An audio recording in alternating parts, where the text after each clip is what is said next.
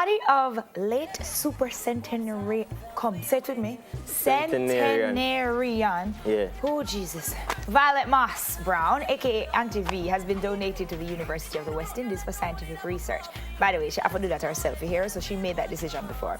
The donation was made by the family, who approached the university at the request of the 117-year-old, who held the record as the oldest living person when she passed on September 15.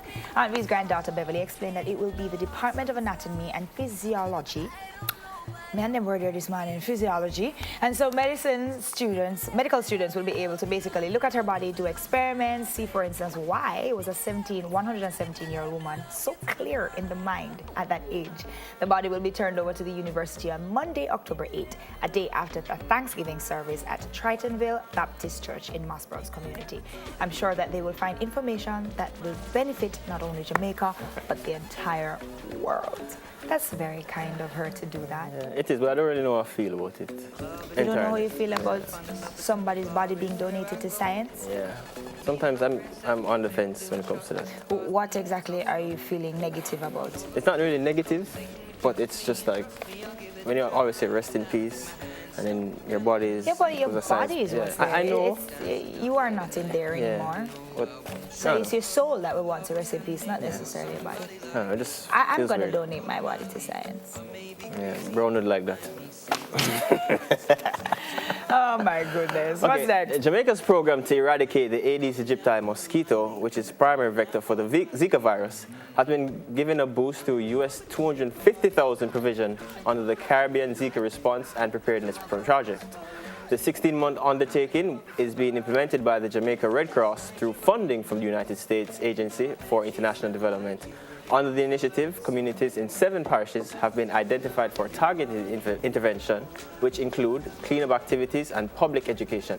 The parishes are Kingston, St. Andrew, St. Catherine, St. Mary, Portland, Westmoreland, and St. James. How much money?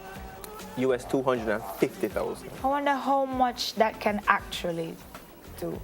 Like, I mean, what does it entail? What are we trying to do? How many mosquitoes are we trying to get rid of? Like, that money can go far. Well, they won't give me a work.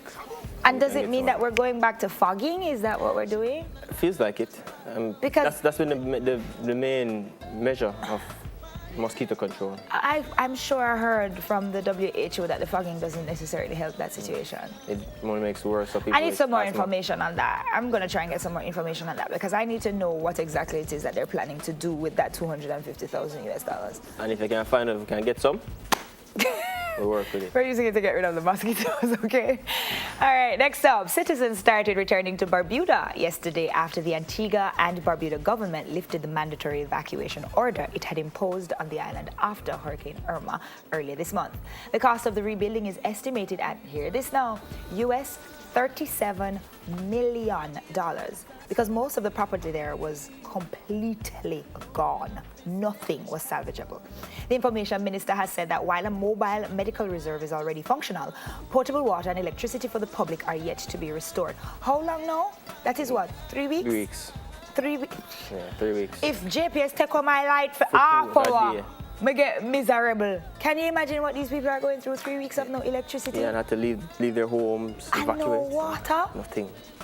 That's insane. So they said, I think my producer said 40 odd people had already left. About 49 people have headed back. But what are they heading back to do? You have to start somewhere. Start where? Somewhere, anywhere. Just like lifting rubble? Yeah, just start.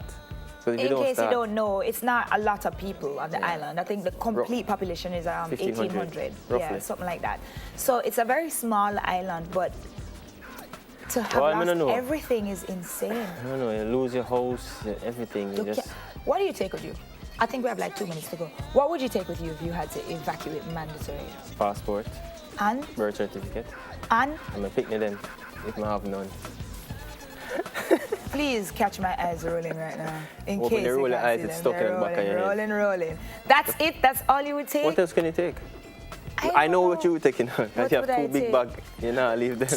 My bag has really diminished in size. Or Milo. Or what else? Our hair products. You know, because a girl's got to have nice natural hair up in the hurricane. I'm brought to your extracurricular activities. That's a wrap for the trending topics. I'm not even having this conversation with you two this morning.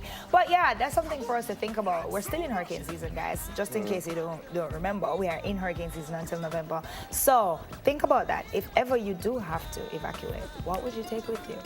Yeah, my documents, my important documents.